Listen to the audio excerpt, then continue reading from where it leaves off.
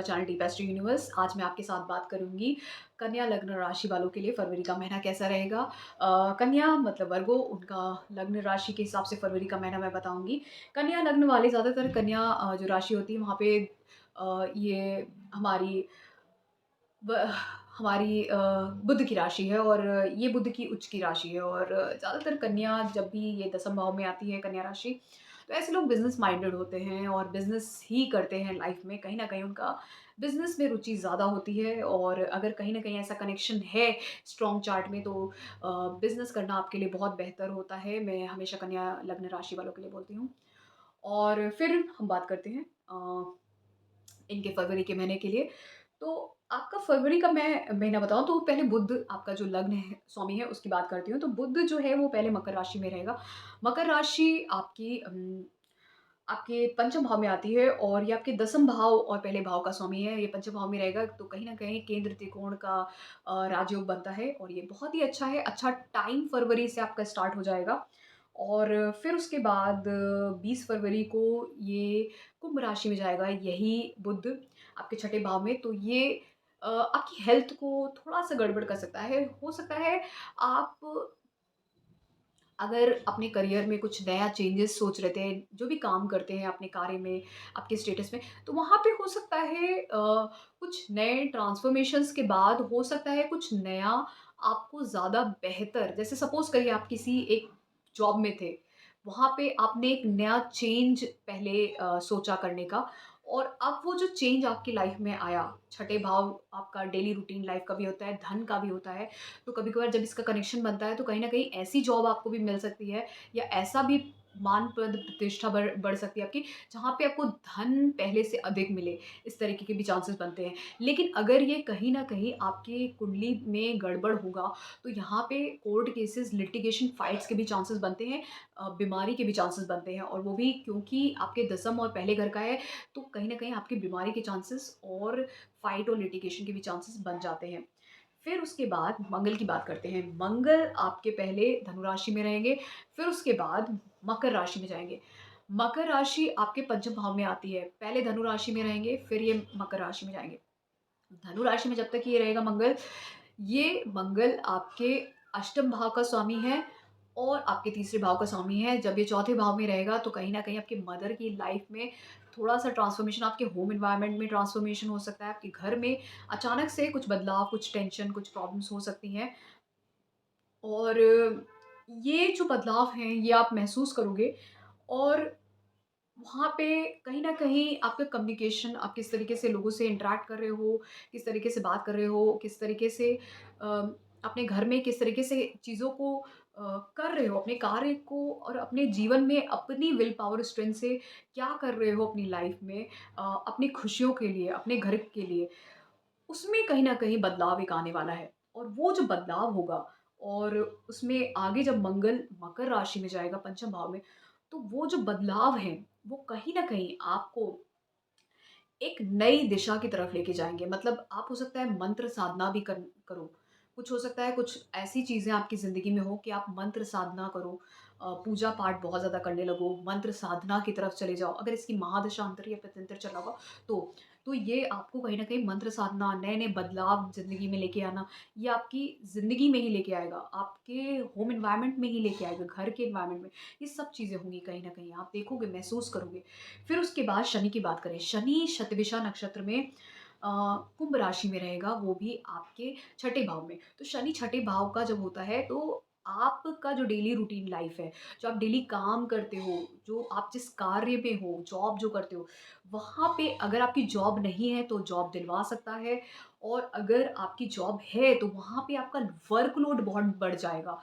क्योंकि यहाँ से दृष्टि इसके अष्टम भाव में दे दे जाती है तो कहीं न कहीं टेंशन, एंग्ज़ायटी, हा अप एंड डाउन ये जैसी चीज़ें देगा, क्योंकि हार्ड वर्क जब देगा डेली रूटीन लाइफ़ में, तो टेंशन भी साथ में देगा, बहुत ज़्यादा बर्डन होगा।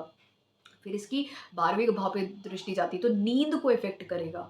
नींद को आपकी इफ़ेक्ट करेगा, आपके खर्चे भी बढ़ सकते हैं, कोई बीमार हो सकता है, आप खुद बीमार हो सकते हो। तो ये सब चीज़ें हैं और फिर इसकी दसम दृष्टि आपके तीसरे भाव पे पड़ेगी। और तीसरा भाव जो होता है ये कहीं न कहीं आपकी विल पावर, स्ट्रेंथ, कम्युनिकेशन का होता है। तो वहाँ पे भी शनि कहता है कि आप हार्ड वर्क करो, कुछ नया इनिशिएट करो क्योंकि चीज़ें जो है ना, कहीं न कहीं अब ट्रांसफ़ॉर्मेशन की तरफ जा रही हैं और वो ट्रांसफ़ॉर्मेशन में जो बदलाव आपकी ज़िंदगी में आ रहा है और शनि पुश कर रहा है कि कुछ आप नया इनिशिएट करो अपने डेली रूटीन लाइफ़ के साथ-साथ, ताकि आप जो सोच रहे हो कुछ करने का, कुछ धन और मिले, प्राप्त हो कहीं से, तो उसके लिए कुछ नया करना पड़ता है, कुछ हार्ड वर्क करना पड़ता है, ट्रांसफ़ॉर्मेशंस लाने पड़ते हैं। तो उस ट्रांसफ़ॉर्मेशन में बहुत सारे लॉसेस हो रहे हैं आपके। या तो बीमारी में जा रहा है, खर्चा हो रहा है, उसमें ट्रांसफ़ॉर्मेशंस हो रहे हैं, या फिर आपको टेंशन हो रही है, बहुत ज़्यादा चेंजेज़ आ रहे हैं आपकी ज़िंदगी में, जो अचानक से आ रहे हैं, आपको नहीं पता था, आपके अचानक से चीज़ें आ रही हैं आपकी लाइफ़ में, जो बहुत ज़्यादा खर्चा लेके आ रही हैं। आपकी डेली रूटीन लाइफ़ में थोड़ा ना थोड़ा बर्डन आपको महसूस हो रहा है, वर्क में बर्डन हो सकता है। डेली रूटीन लाइफ़ सिर्फ़ जॉब की नहीं होती है, आपकी हो सकता है आप जॉब नहीं करते हैं, फिर भी आपकी डेली रूटीन लाइफ़ में। तो इस तरीके की चीज़ें दिख रही हैं, शनि ये दिखा रहा है, लेकिन आपको शनि पुश कर रहा है कि अगर आपको ज़िंदगी में ट्रांसफ़ॉर्मेशन चाहिए, बदलाव चाहिए, तो कुछ नया इनिशिएट करिए, और नया इनिशिएट करने के लिए आपको हार्ड वर्क करना पड़ता है। नए डू डेली रूटीन लाइफ़ को बदलने की ज़रूरत होती है अपनी, ताकि आप कुछ करो, कुछ लाइफ़ में करो, और उसका कनेक्शन कहीं न कहीं धर्म से होता है। मतलब आपको हायर स्पिरिचुअलिटी को लेते हुए, धर्म को लेते हुए, अपने जो संस्कृति है उसको लेते हुए ही आगे बढ़ना है ज़िंदगी में। मतलब उससे भटक के कुछ भी नहीं करना है। जो भी करना है उसको साथ में लेके करना है ज़िंदगी में। तो इस तरीके के इंडिकेशन दे रहा है शनि, ठीक है? 12th हाउस का मैंने इंडिकेशन जो दिया वो इस स्पिरिचुअलिटी से दिया।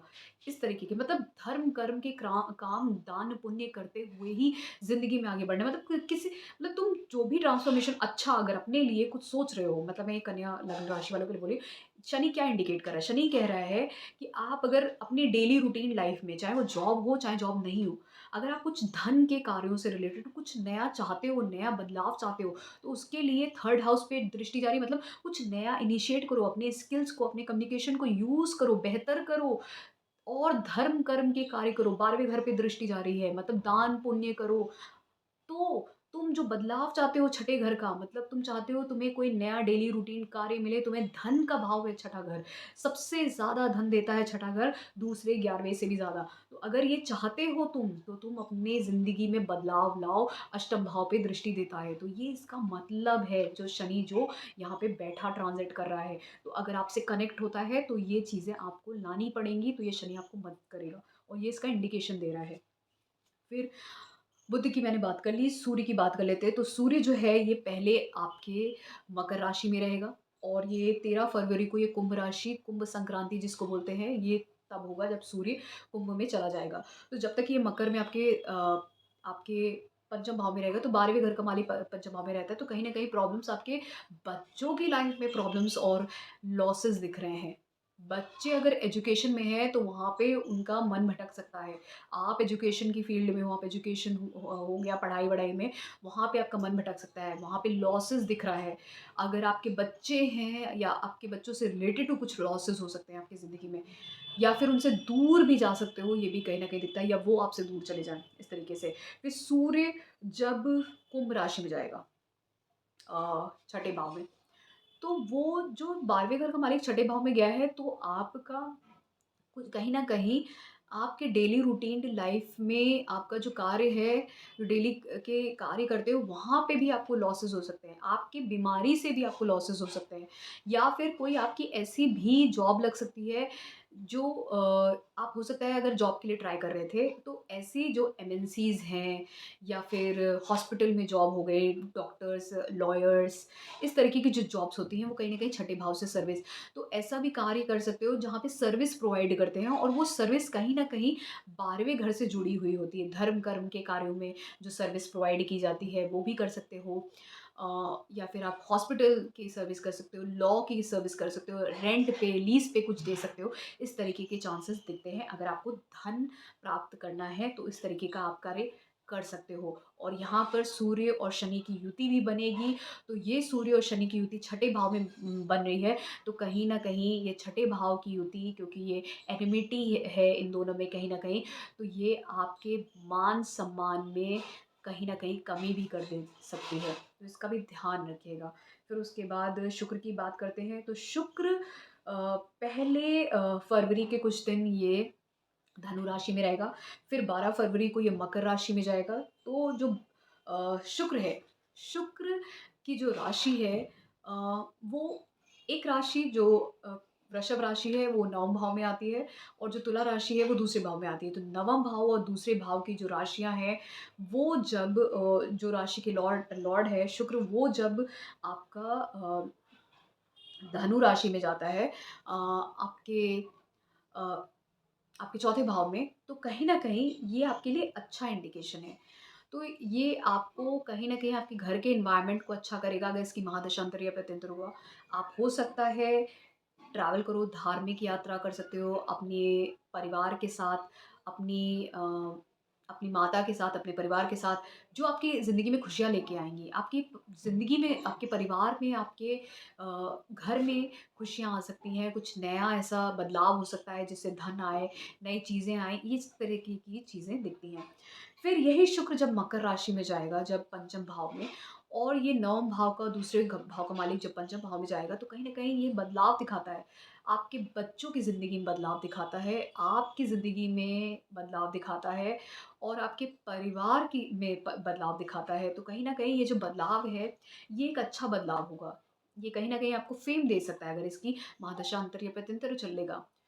हो सकता है आप इस टाइम पे कुछ नया अपने परिवार के साथ, अपने बड़ों के साथ मिलके कुछ नया भी शुरू कर सकते हो, कुछ नया इनिशिएट कर सकते हो।